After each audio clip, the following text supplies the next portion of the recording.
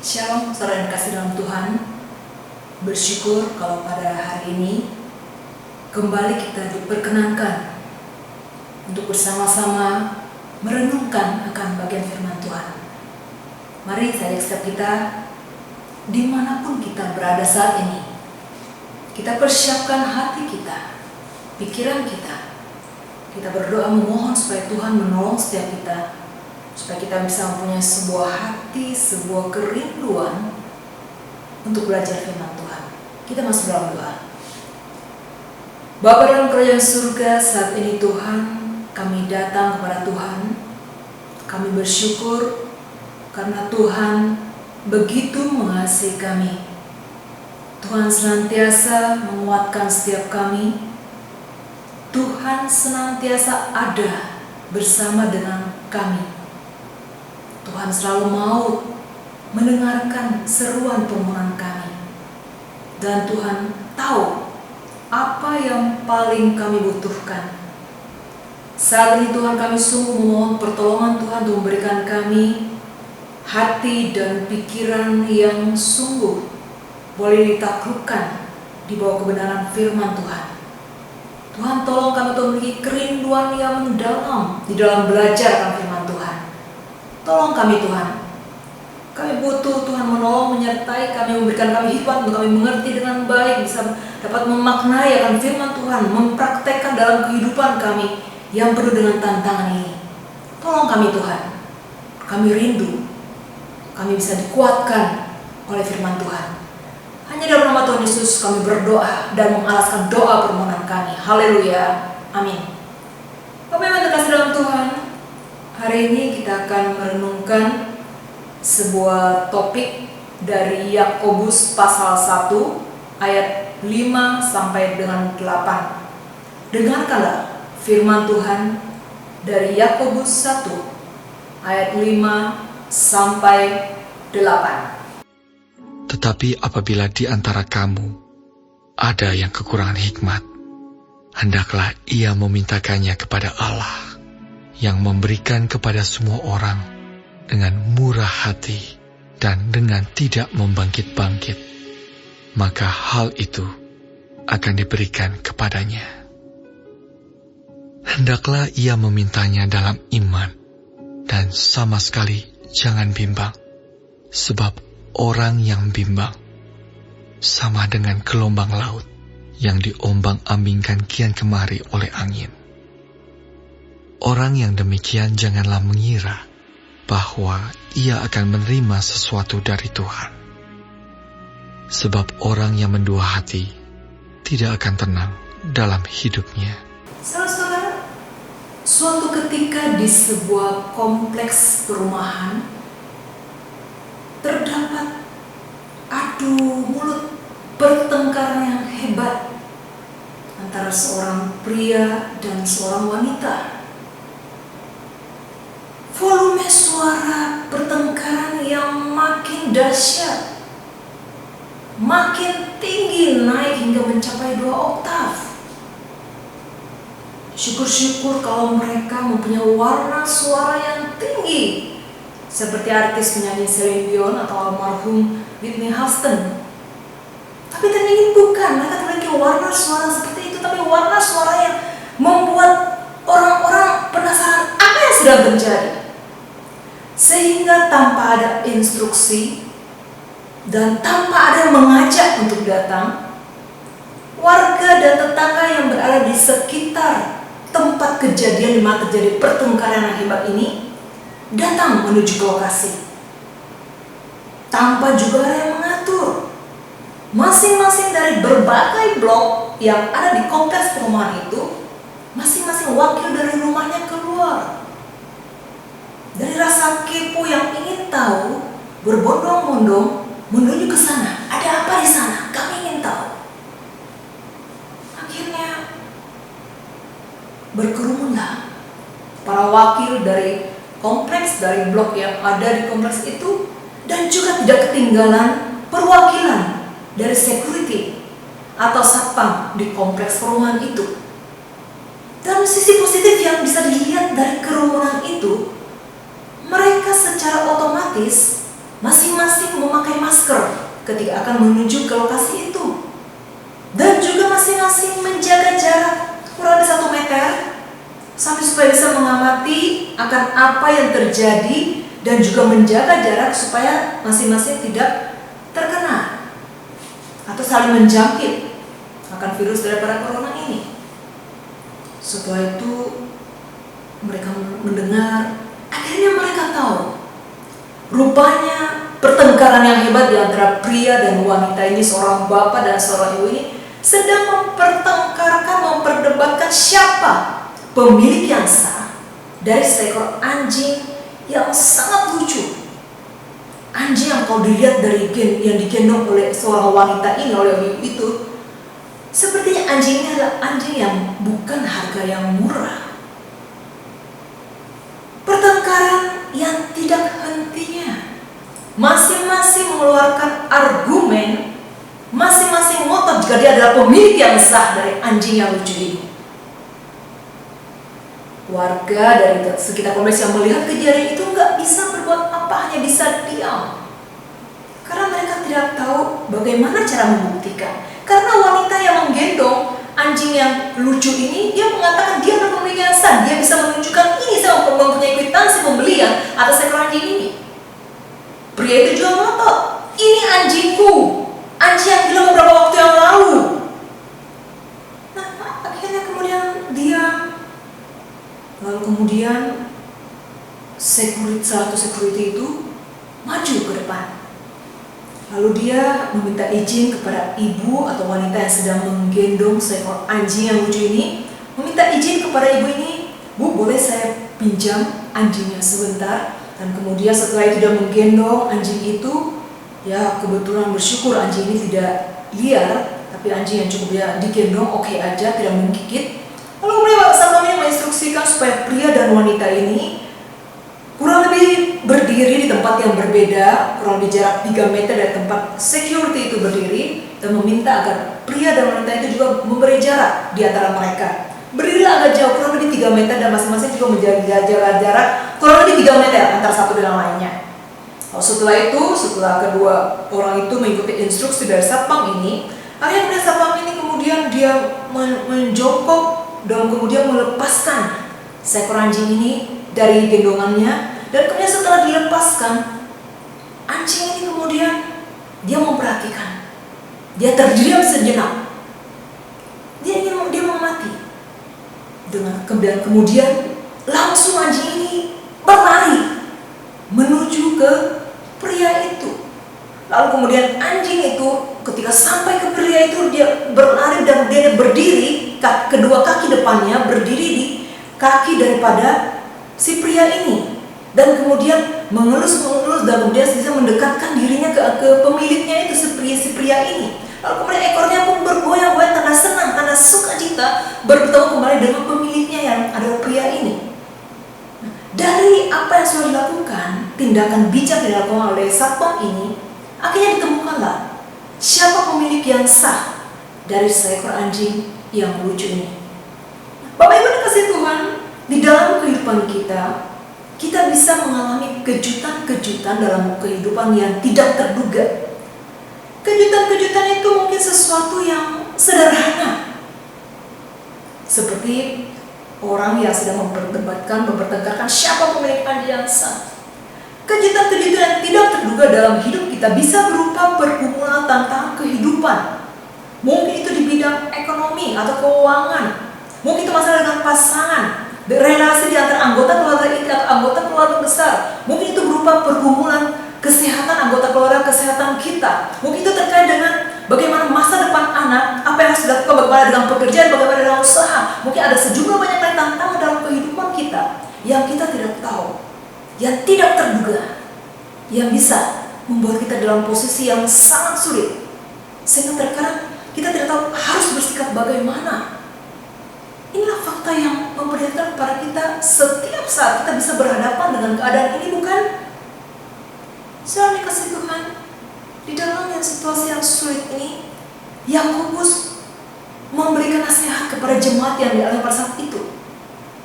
Jemaat pada saat itu orang-orang Kristen yang merantau di tempat lain, bukan di daerah asalnya mereka merantau negara lain, mereka juga punya pergumulan yang sama, yaitu pergumulan dalam ekonomi keluarga.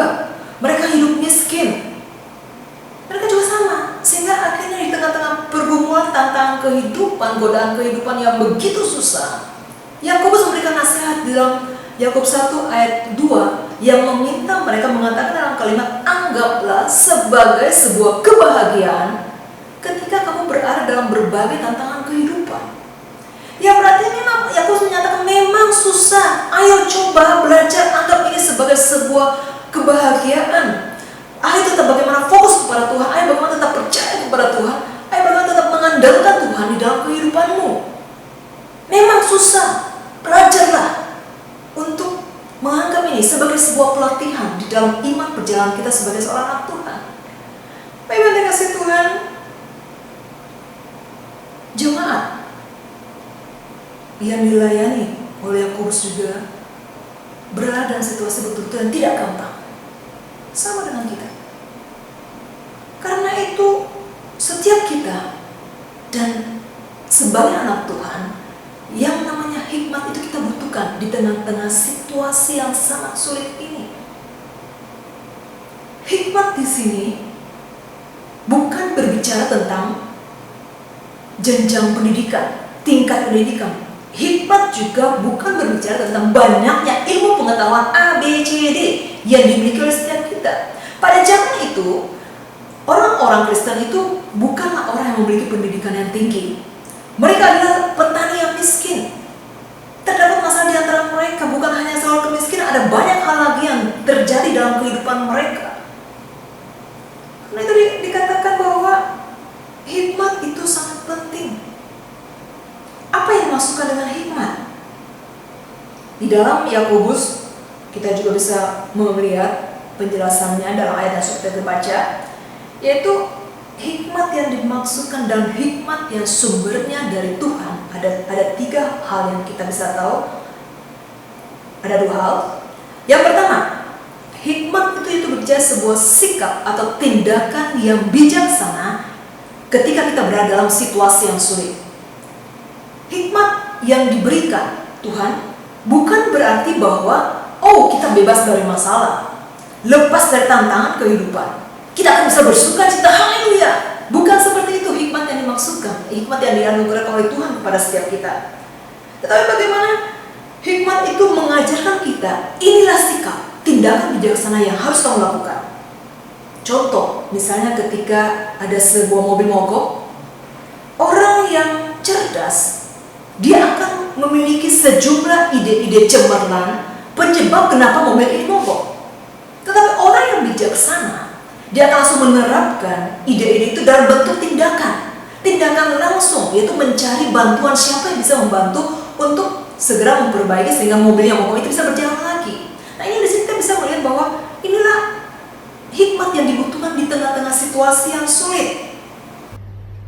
Arti kedua hikmat menurut firman Tuhan yaitu sesuatu yang ilahi, yang berarti bahwa kebijaksanaan itu adalah sesuatu yang dianugerahkan Tuhan jauh melampaui akal pemikiran atau jauh melampaui kemampuan otak kita untuk bisa berpikir atau kemampuan otak kita untuk bisa menganalisa. Contoh, ketika kita berada dalam kesulitan, secara normal, secara akal sehat, tidak mungkin akan spontan menuntun kita untuk bersuka cita. Ketika kita sedang tertekan, respon spontan menurut logika kita, akal kita itu sangat jarang kita bisa mengatakan langsung, haleluya, puji Tuhan, terima kasih Tuhan untuk masalah yang kau berikan kepadaku, terima kasih untuk bonus masalah demi masalah dalam hidupku yang kualami saat ini. Tidak mungkin kalau secara logika, secara akal sehat tidak mungkin akan menuntun kita dalam keadaan demikian. Haleluya, puji Tuhan, tidak. Tapi di sini dikatakan hikmat Tuhan itu adalah sesuatu kebijaksanaan yang melampaui akal, yang berarti kita akan dituntun untuk tetap fokus kepada Tuhan, untuk tetap taat kepada Tuhan, untuk tetap percaya kepada Tuhan meski di tengah kesulitan yang menghimpit kita saat ini.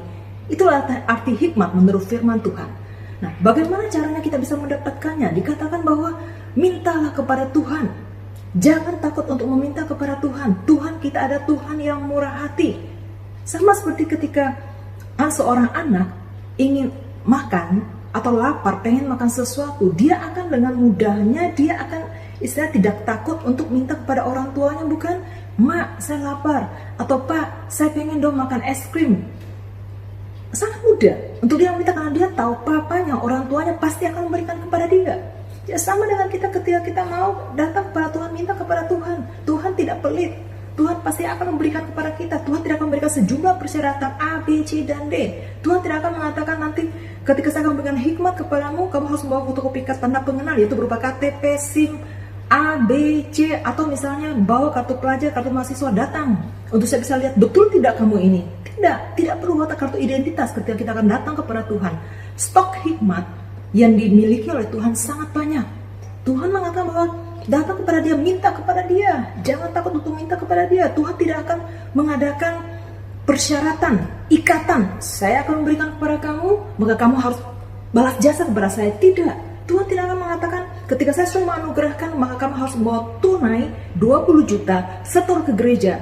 Tidak, Tuhan tidak akan mengatakan. Tuhan juga tidak akan mengatakan, saya tidak menerima kartu ATM ya, saya tidak menerima kartu kredit ya, saya menerima tunai. Tidak. Tuhan juga bukan pribadi yang seperti kita manusia. Terkadang kita suka mencongkel kesalahan atau dosa di masa lalu.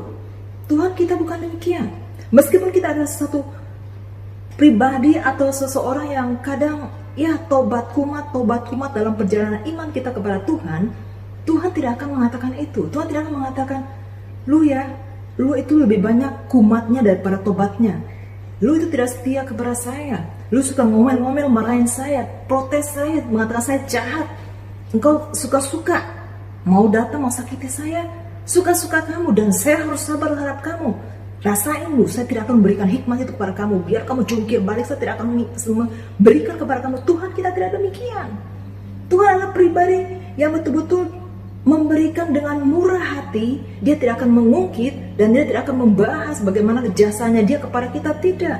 Inilah kebaikan Tuhan kita. Dia juga tidak akan melihat latar belakang seseorang ketika akan memberikan. Apakah dia kaya? Apakah dia mempunyai jabatan di perusahaan? Apa misalnya dia mempunyai banyak perusahaan atau banyak rumah atau apa? Tidak. Tuhan tidak melihat kekayaan. Latar belakang apapun dia, siapapun dia, kaya miskin, Tuhan akan menganugerahkan kepada dia ketika dia mau minta kepada Tuhan. Jadi minta kepada Tuhan, bukan minta kepada yang lain-lain, kepada pribadi yang namanya Tuhan Yesus. Itulah kita minta hikmat kepada Tuhan. Di sini kita bisa melihat Tuhan kita adalah Tuhan yang luar biasa. Dan kemudian, itulah Tuhan kita. Bagaimana caranya kita bisa meminta kepada Tuhan kita itu? Kembali disebutkan dalam firman Tuhan bahwa berdoa itu cara yang simple. Tidak perlu ribet, tidak jelimet, tidak repot, membuat kita rempong ketika harus berdoa kepada Tuhan. Nah, di sini ditegaskan lagi berdoa itu bukan hanya berdoa asal-asalan.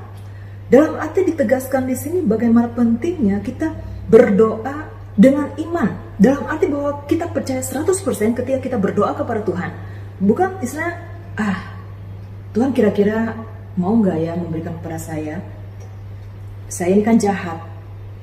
Saya ini kan ya suka-suka saya.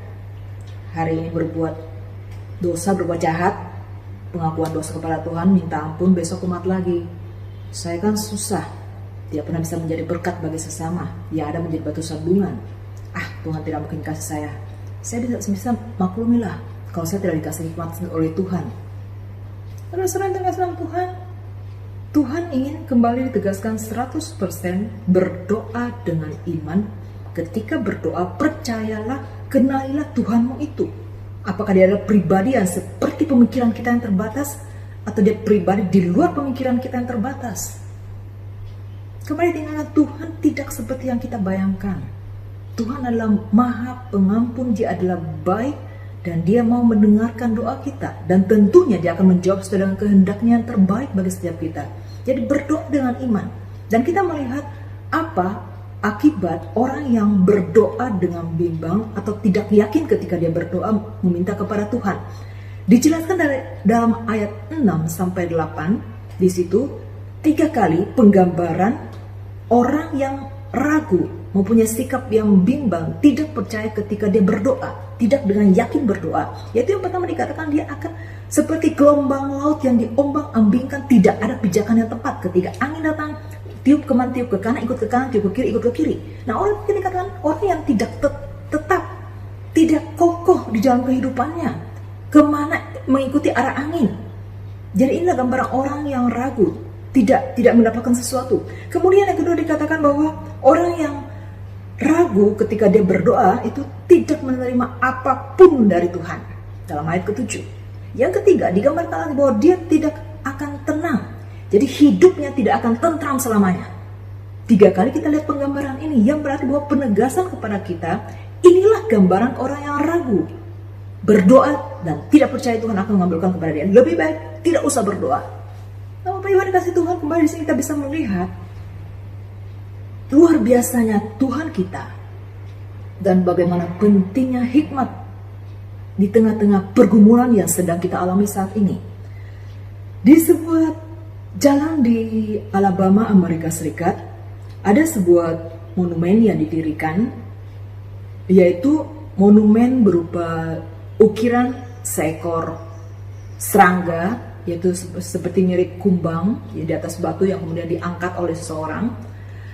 Nah, ini monumen ini menjadi pengingat bagi penduduk di Alabama, yaitu di mana mereka mengingat bagaimana pemeliharaan Tuhan atas kehidupan mereka. Bahkan ketika mereka bisa mendirikan monumen ini bagi mereka ini juga adalah penyertaan ilahi daripada Tuhan kepada mereka, sehingga mereka tetap bisa ada dan monumen ini bisa ada itu juga karena Tuhan. Nah, berawal dari masyarakat pada umumnya di Alabama itu, mereka adalah pada umumnya menanam tanaman kapas. Jadi panen kapas, penghasilan mereka dari situ.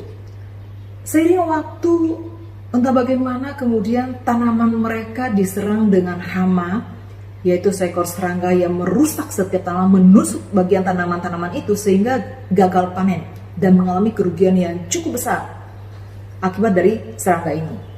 Lalu kemudian ada seorang yang bernama George Washington Carver. Dia adalah seorang ilmuwan, seorang ahli di bidang pertanian. Dia mengajak beberapa ilmuwan lain untuk membentuk sebuah tim, dan karena mereka prihatin melihat kondisi dari penduduk setempat di mana mengalami kerugian akibat hama ini. Lalu kemudian mereka juga bersama-sama kemudian sepakat mengadakan penelitian secara intensif untuk melihat kira-kira ada tanaman apa yang bisa dilakukan sebagai pengganti dari tanaman kapas yang sudah bablas habis semuanya. Dari penelitian demi penelitian dilakukan secara rutin, secara intensif, akhirnya mereka menemukan satu yang setidaknya bagi mereka, ketika kita uji coba kita tanam tanaman ini, mempunyai kerugian yang lebih sedikit dibandingkan dengan tanaman kapas. Akhirnya, mereka mengatakan coba kita tanam bibit kacang. Lalu diumumkanlah kepada setiap penduduk, dan mereka juga mencoba untuk menanam bibit kacang ini. Beberapa hari kemudian, waktu berjalan kemudian, ternyata tanaman kacang ini memberikan sesuatu yang berdampak luar biasa dalam kehidupan mereka. Kerugian lebih sedikit, bahkan dikatakan mereka panen yang memberikan keuntungan yang jauh lebih besar daripada tanaman kapas. Dan kemudian dikatakan bahwa seiring juga dengan berjalannya waktu, tahun ke tahun, akhirnya Alabama dikenal sebagai pusat penghasil kacang tanah yang luar biasa, yang terenak di dunia. Nah, Bapak Ibu dikasih Tuhan, seekor serangga yang telah merusak tanaman mereka, yang bagi mereka ini sesuatu yang merugikan mereka. Tetapi kemudian pada akhirnya mereka bisa bersikap positif, bersikap bijaksana, memicu dari hama serangga ini bisa memicu mereka untuk mengadakan penelitian, dan dari penelitian kemudian mereka menghasilkan sesuatu yang sangat bermanfaat, yaitu tanaman kacang yang akhirnya menjadi pusat di dunia, pusat yang terenak, pusat penghasil kacang tanah di daerah Alabama itu. Nah, kemudian di sini kita bisa melihat penggambaran ini. Inilah kita manusia. Kita sewaktu-waktu bisa dikejutkan dengan kejutan-kejutan yang tidak terduga dalam kehidupan kita, masalah-masalah yang tidak terduga dalam kehidupan kita, pergumulan-pergumulan dan tantangan-tantangan kehidupan yang terjadi dalam kehidupan kita yang tidak terduga. Sama dengan masyarakat Alabama. Siapa yang bisa mengira bahwa akan ada serangga yang menyerang akan tanaman mereka? Mereka tidak akan menyangka, bukan? Siapa yang akan bisa mengira bahwa mereka akan mengalami kerugian dan habis semua, bablas semua tanaman panen mereka? Tidak ada yang menyangka, bukan? Tetapi di sini kita bisa melihat hikmat Tuhan yang luar biasa memampukan mereka untuk mereka kemudian dengan tekun besar hati mengadakan penelitian, bersama-sama bergandengan tangan dalam masa sulit untuk bersama-sama mengeluarkan tenaga, daya, dan waktu mereka untuk mengadakan penelitian, dan akhirnya kita bisa melihat suatu hasil yang sangat bermanfaat bagi masyarakat dan pada akhirnya mereka dikenal di dunia. Saudara-saudara yang terkasih dalam Tuhan, apa yang menjadi pilihan kita? Kita sudah mendengar dan merenungkan firman Tuhan secara jelas, pentingnya hikmat bagi setiap kita di tengah-tengah tantangan kehidupan yang sangat tidak mudah. Dan juga bagaimana diingatkan kita untuk pentingnya betul-betul mempunyai pengenalan yang baik kepada Tuhan. Pentingnya berdoa dengan yakin 100% kepada Tuhan. Hikmat Tuhan akan menolong kita untuk bagaimana kita bisa bersikap dengan baik meskipun sangat berat pergumulan yang kita hadapi. Oke, kita akan secara alamiah, spontan kita pasti akan diperhadapkan kepada emosional diri kita. Kita pasti akan lelah. Awal alamnya itu terjadi, kita akan merasa kesal, marah. Tetapi di sini katakan bahwa hikmat Tuhan akan segera menuntun kita. Oke, selesaikan kesalmu itu. Boleh kesal, tapi jangan berlarut-larut. Ingatlah, Tuhan ada bersama dengan kita. Ingatlah, hikmat Tuhan itu ada untuk menuntun kita kembali fokus kepada Tuhan. Hikmat Tuhan akan mengarahkan kita bagaimana tetap kuat, tetap bertahan di tengah-tengah tantangan yang tidak mudah. Tetap belajar taat kepada Tuhan. Inilah hikmat yang luar biasa membuat kita bisa bersikap bijaksana. Mungkin kita akui ketika kita mendapat masalah, kita tidak mungkin sementara mengatakan haleluya, puji Tuhan. Tidak mungkin dia jawabnya haleluya, haleluya, haleluya, haleluya, puji Tuhan. Tidak mungkin, bukan? Tetapi bagaimana dikatakan hikmat Tuhan yang kita miliki, Tuhan akan memberikan ketenangan kepada kita. Secara jelas firman Tuhan juga sudah memperlihatkan orang yang ragu fatal akibatnya. Tidak akan mendapat apapun dan tidak akan tenang hidupnya. Hidupnya selamanya akan tidak tentram. Sangat tidak nyaman, bukan? Marilah kita berjuang bersama-sama, terus memohon, berdoa, saling mendoakan supaya Tuhan anugerahkan kepada setiap kita jemaat, saudara-saudara seiman dalam Tuhan, dianugerahkan hikmat Tuhan, bukan kecerdasan kita, supaya kita tetap bisa mengandalkan Tuhan, bukan mengandalkan kekuatan dan kepintaran otak kita. Bersyukurlah ketika Tuhan memberikan kita kecerdasan yang luar biasa, tapi perlu dibaringkan dengan hikmat Tuhan supaya kita menjadi seorang yang bijak. Bukan hanya cerdas, tapi kita juga bijaksana, sehingga kita tetap bisa menjadi berkat dan terlebih kembali nama Tuhan yang dipermuliakan. Amin. Saudara-saudara terkasih Tuhan, saya ingin mengajak setiap kita untuk kita bisa mendoakan beberapa pokok doa yang sudah tercantum di depan Bapak Ibu. Yang pertama, kita akan datang kepada Tuhan, kita memohon ampun kepada Tuhan. Kalau selama ini dalam perjalanan hidup kita sering meragukan Tuhan, kita tidak yakin kepada Tuhan. Kita sering mempertanyakan Tuhan itu ada atau tidak. Bahkan ketika berdoa boleh dikatakan kita sama dengan penjelasan dalam firman Tuhan. Kita tidak yakin Tuhan akan mengabulkan permohonan kita. Kita tidak yakin Tuhan mendengarkan permohonan kita. Kita tidak yakin Tuhan bisa mendengar unek-unek kita, curhat kita. Keraguan-keraguan ini bisa kita alami. Karena itu kita datang kepada Tuhan, kita mohon ampun. Karena selama ini itulah sikap kita yang kita tunjukkan, mohon ampun kepada Tuhan. Dan kedua, kita terus memohon hikmat kepada Tuhan supaya Tuhan menolong kita, supaya setiap kita terus diperlengkapi, supaya kita bisa bersikap, membuat keputusan yang bijaksana di tengah-tengah situasi yang sulit, membuat pilihan yang tepat, pilihan yang bijak di tengah-tengah tekanan, bagaimana harus berespon dengan baik. Itulah hikmat Tuhan diperlukan. Yang ketiga, kita tetap mendoakan untuk negara dan bangsa kita. Doakan jajaran pemerintahan supaya Tuhan memberikan hikmat kepada mereka. Doakan para medis. Doakan juga setiap rekan-rekan kita yang sedang bergumul dalam sakit mereka. Mereka yang juga mungkin bergumul dalam kedukaan. Mereka bergumul dengan pekerjaan dan banyak hal kita doakan supaya Tuhan tetap menguatkan iman kita. Dan juga kita juga mendoakan juga untuk pemerintah dalam penanganan krisis ekonomi supaya Tuhan juga menolong. Kemudian yang berikutnya kita juga doakan untuk rekan-rekan kita yang bekerja di belakang layar, ketika kita bisa menonton, menyimak dengan baik setiap tayangan setiap minggunya, baik tayangan Sapaan Sahabat Kristus dari hari Selasa, bahkan dari sekarang dari hari Senin sampai dengan Jumat, semuanya itu bisa terlaksana dengan baik karena orang-orang di belakang layar ini, para tim multimedia. Kita doakan supaya Tuhan memberikan hikmat kesehatan kepada mereka, dan juga setiap kita terus diberikan kerinduan untuk belajar firman Tuhan, saling memperhatikan satu dengan lainnya. Mari kita bersama-sama saat ini, semoga kita buka suara, kita berdoa bersama-sama untuk poin yang sudah tercantum di depan Bapak Ibu sekalian. Yuk kita buka suara, kita berdoa bersama-sama. Bapa dalam kerajaan surga, inilah setiap kami Tuhan, kami bersama-sama datang kepada Tuhan. Kami kembali bersyukur kalau kasih Tuhan nyata boleh kami rasakan, kekuatan Tuhan boleh nyata kami rasakan, kesehatan tubuh yang Tuhan anugerahkan boleh kami nikmati, dan kami tetap bisa berdiri, kami tetap bisa bergerak, kami tetap bisa beraktivitas.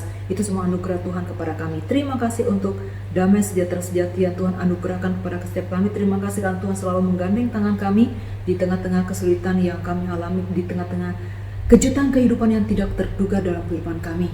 Tuhan, saat ini kami bersama-sama juga mohon pengampunan Tuhan atas kebobrokan kami sebagai anak-anak Tuhan. Dalam perjalanan hidup kami sebagai seorang anak Tuhan, kami akui kami seringkali meragukan Tuhan, kami seringkali lebih dahulu mengandalkan otak dan kekuatan kami daripada kami mencari Tuhan.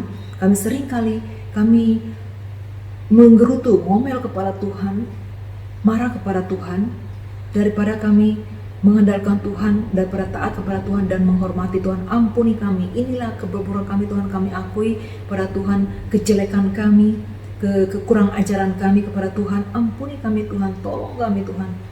Jangan kau tinggalkan kami Tuhan. Kami rindu, kami menjadi anak-anak Tuhan yang semakin hari semakin diperbaharui, semakin hari semakin mengenal Kristus, semakin hari semakin menjadi pribadi yang berkenan di hadapan Tuhan dan membawa kemuliaan bagi nama Tuhan. Tuhan, kami sungguh mohon Tuhan, kami saat ini ingin belajar bersama-sama dengan keyakinan untuk meminta hikmat daripada Tuhan, memohon hikmat daripada Tuhan, karena hikmat Tuhan sangat kami perlukan dalam kehidupan kami supaya kami bisa menjadi pribadi yang bukan hanya cerdas secara intelektual, tapi kami juga memiliki hikmat bijaksana, sikap menjadi bijaksana, menjadi orang atau pribadi-pribadi yang bisa menjadi berkat dan memuliakan nama Tuhan. Tolong kami Tuhan, dan tolong juga kami untuk kami bisa berbesar hati, tetap sabar dalam menantikan apa yang menjadi rencana dan waktu Tuhan yang terbaik dalam segala permohonan doa kami. Dan kami juga takkan hentinya berdoa untuk bangsa dan negara kami. Tuhan sendiri akan terus menolong mereka, memberikan hikmat kepada mereka, kekuatan kepada mereka, kesehatan tubuh yang baik kepada mereka, kesehatan kepada mereka di dalam mereka bersama-sama memikirkan langkah-langkah apa yang harus dilakukan terkait dengan efek daripada virus corona ini yang sudah berdampak kepada ekonomi bangsa kami. Tuhan tolong Tuhan juga setiap masyarakat Indonesia juga untuk mempunyai moral mental yang baik, yang tidak mudah dipengaruhi oleh hal-hal yang berakibat bisa merusak atau menekan karakter, dan juga bagaimana dengan ucapan-ucapan juga bisa menjaga Tuhan setiap lidah kami untuk kami bisa tetap berkata-kata dengan bijak di tengah-tengah masa-masa pandemi ini. Tuhan juga akan menolong juga setiap para medis, tetap anugerahkan hikmat kepada mereka, dan Tuhan juga tolong setiap jemaat-jemaat di GKI Pekanbaru dan juga jemaat-jemaat di gereja-gereja lain yang ada di Indonesia maupun ada di dunia. Tuhan akan juga menolong mereka, memberikan hikmat kepada mereka, kekuatan kepada mereka di tengah-tengah pergumulan, kejutan-kejutan kehidupan yang tidak terduga, tantangan-tantangan kehidupan yang sangat berat, dan juga mungkin hati dan pikiran yang saat ini sedang lelah dengan pergumulan yang sangat banyak, dengan kompleksnya masalah-masalah yang sangat banyak. Tuhan, kami butuh damai sejahtera sejati Tuhan, kami butuh hikmat Tuhan, kami butuh Tuhan datang menolong kami Tuhan, hadir bersama dengan kami, yakinkan kami Tuhan bahwa Tuhan selalu bersama dengan kami, menemani kami. Dan saat ini kami datang kepada Tuhan juga menerangkan rekan-rekan kami yang berada di belakang layar, di rekan-rekan tim multimedia yang mempersiapkan segala sesuatu dalam proses persiapan untuk tayangan online, sehingga kami bisa menikmati dengan baik renungan ataupun kegiatan-kegiatan yang ada di gereja melalui tayangan online. Kami menyerahkan setiap rekan-rekan kami di belakang layar. Tuhan akan menolong mereka. Kami terikan untuk Pak Ernest, untuk Denny Yu, juga untuk Stefani, Anderson, Jessica, dan teman-teman lain, untuk Willy Indrawan dan yang lain. Tuhan juga mereka yang mengelola dan membantu dalam proses ini. Tuhan sendiri akan memberikan kesehatan tubuh yang baik kepada mereka, dan juga mungkin ada orang-orang lain juga yang membantu dalam hal ini. Tuhan juga akan menolong mereka supaya biarlah Tuhan melalui keterampilan yang Tuhan berikan kepada mereka, mereka bisa dipakai untuk melayani Tuhan dan juga menjadi berkat bagi anak-anak Tuhan. Ya Tuhan, pada akhirnya Tuhan, kami menyerahkan untuk setiap kami Dimanapun kami berada saat ini, Tuhan tolong kami, Tuhan sertai kami, Tuhan jangan tinggalkan kami, karena kami sungguh membutuhkan Tuhan di dalam kehidupan kami. Kami tidak berdaya tanpa Tuhan. Ya Tuhan, tolong kami Tuhan. Inilah kami Tuhan, inilah kami orang yang bobrok Tuhan, kami yang kurang ajar. Kami mohon Tuhan berkenan, tetap berkenan kepada kami. Jangan Engkau tinggalkan kami dan mampukan kami untuk terus mengalami pembaharuan di dalam kehidupan kami. Kami terus bisa naik kelas di dalam iman kami kepada Tuhan. Kami bukan turun kelas, tapi kami bisa naik kelas semakin hari semakin kuat, semakin hari semakin bisa meneladani Kristus, semakin hari semakin bisa menjadi berkat bagi sesama dan bagi kemuliaan nama Tuhan. Tolong kami Tuhan, di dalam masa-masa saat ini kami tetap betul-betul mempunyai hati dan pikiran yang tetap taat kepada Tuhan, menghormati Tuhan di dalam aspek kehidupan kami secara keseluruhan. Tolong kami Tuhan. Terima kasih Tuhan. Inilah doa kami yang kami alaskan hanya dalam Kristus Yesus Tuhan kami yang hidup kami dalam berdoa. Haleluya. Amin. Tuhan memberkati setiap kita. Shalom.